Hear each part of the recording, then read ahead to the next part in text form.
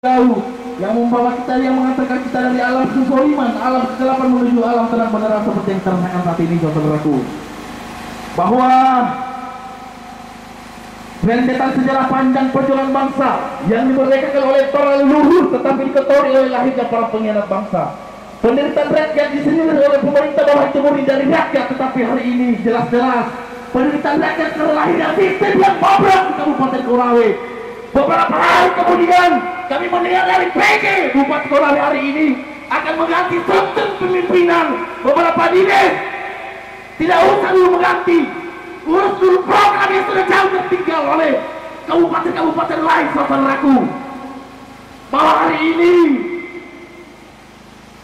kehadiran PJ Bupati Kabupaten Konawe hanya ingin memprodak-prodakkan negeri ini sedikit-sedikit dikaitkan dengan asas politik, saudaraku. Bahwa kami meminta kepada Dewan Perwakilan Rakyat selaku orang tua saya, selaku beberapa anggota Dewan Rakyat hari ini yang masih menjunjung tinggi nilai-nilai perjuangan dan berada di Dewan Pembina LSM Lira Kabupaten Konawe, saudaraku. Jadi saya menghimbau dan mengajak kepada seluruh masyarakat Kabupaten Konawe serta nomor 2 mewahi bahwa persoalan yang kami bangun hari ini itu adalah beberapa persoalan yang berada di desa lalu melalui dan Walandawe, saudaraku. Persoalan pekerjaan dalam usaha tani yang tidak sesuai dengan spek pekerjaan serta bantuan yang harusnya, bantuan yang direalisasikan kepada seluruh masyarakat, tetapi itu nihil belaka, saudaraku. Bahwa LSM Lira Kabupaten Konawe juga menduga bahwa salah satu desa Lalumerui bekerja sama dengan salah satu anggota DPR Kabupaten Konawe untuk kemudian meluruskan daripada program tersebut, saudaraku. Maka kedatangan kami di gedung yang mewah ini untuk kemudian menjual secara kelembagaan kepada Dewan Perwakilan Rakyat untuk memanggil beberapa desa yang sesuai tuntutan kami hari ini, saudaraku. Karena kami ingin mengetahui beberapa desa, alasan beberapa desa lalu melakukan tindak pidana korupsi. Maka hari ini kami datang di kantor DPRD Kabupaten Konawe untuk melakukan rapat dengar pendapat pada siang hari ini. Karena siapa lagi kami akan bersandang kalau bukan untuk dari Dewan Perwakilan Rakyat, saudaraku. Tergantung pemerintah saja kalau masuk ke DPR. Teman-teman lembaga menyurat ke DPR meminta hearing. Kalau hari yang kita lakukan ini belum bisa. Ya, aja bisa. Di agenda. Kalau hari ini kita paksakan hearing, itu tidak akan memuaskan teman-teman. Karena harus Indonesia yang terkait juga hadir. Sini. Ini kebetulan ketua komisi 1. Jadi persoalan itu di desa Lalu itu ada beberapa pekerjaan itu yang kami duga bahwa kepala desa Lalu Merui ini membuat proposal bantuan kepada pihak perusahaan untuk pembuatan jembatan serta jalan usaha tadi, jalan desa. Mereka buat proposal mengajukan kepada pihak SDM perusahaan. Dan program itu dan proposal itu diaminkan bahwa terlaksana kegiatannya. Serta serta beberapa temuan itu pekerjaan serta bantuan bibit lele, sapi dengan kambing itu dan rensam kambing itu tidak ada. Masyarakat itu tidak pernah dapat bantuan di sana. Jadi anggaran dan pekerjaan itu jembatan serta jalan usaha tani itu pihak perusahaan yang kerja mereka anggarkan di dana desanya. Oh. Gitu. Jadi mereka bermain mereka anggarkan di dana desanya padahal pekerjaan itu sudah selesai dikerjakan oleh pihak perusahaan. Jadi saya minta kepada anggota DPR Kabupaten Konawe memang harus sungguh-sungguh menyikapi persoalan tuntutan kita hari ini karena program ini tidak main-main kasihan. Karena banyak masyarakat itu yang ditekan-tekan oleh desa supaya tidak ikut turun. karena jadinya pada saya katanya akan meneruskan bantuan mereka, memberikan bantuannya sudah terlambat Pak. Desa apa lagi sih Mas? Tahun ini dengan Kolanda. Tidak, itu LHP-nya dulu. LHP-nya itu sudah 2. Supaya ada dasarnya untuk menyurat ya, bahwa kan harus dipanggil Pak Desa, dinas terkait. LHP tadi 1. Itu meminta supaya RDP. Ada 3. Ada 3. Masa kita mau programkan RDP Atau nanti dalam isi surat. Iya. Isi suratnya sudah Diusul saja. Ini buat surat.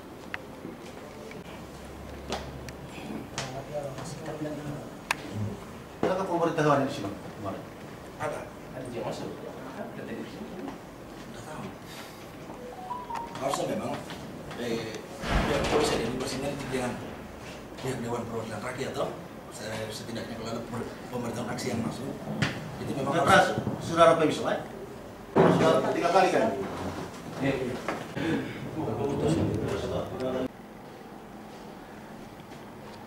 Pak, bisa dijelaskan Pak terkait tuntutan daripada LSM Lira yang datang di DPRD Kabupaten Konawe pada hari ini Pak?